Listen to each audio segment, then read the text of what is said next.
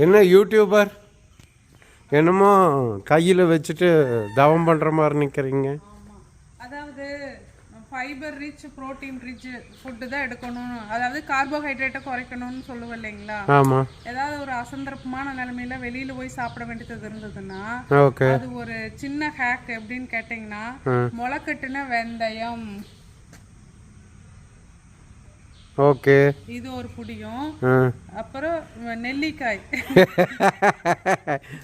நெல்லிக்காய் அதாவது அந்த கொஞ்சம் அப்படியே இதானவங்க வந்து ஒரு மைண்ட் சாட்டிஸ்ஃபேக்ஷனுக்காகவும், அதாவது அந்த ஃபுட் அப்படியே சாப்பிட்டு பழகணுங்களுக்கு சொல்றேன் நான். இது ஒரு ஹேக் மாதிரி. அதாவது வேணுங்கிற அளவுக்கு பாவத்தை செஞ்சுட்டு கொஞ்சம் புண்ணியத்தை செஞ்சு அதுக்கு கணக்கை கழிக்கிற மாதிரி தான் இதுவோ.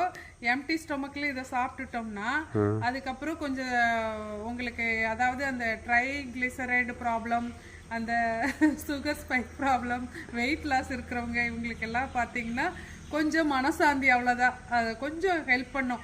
வெந்தயம் முளைக்கட்டினதே வேணுமான்னா அப்படி கிடையாது. ஏதோ ஒன்று பாசிப்பயிறு முளைக்கட்டினது ஏதோ ஒன்று ஒரு கைப்பிடி எம்டி ஸ்டொமக்கில் இதையும் சாப்பிட்டுட்டோம்னா ஓரளவுக்கு மேனேஜ் பண்ணிக்கலாம்.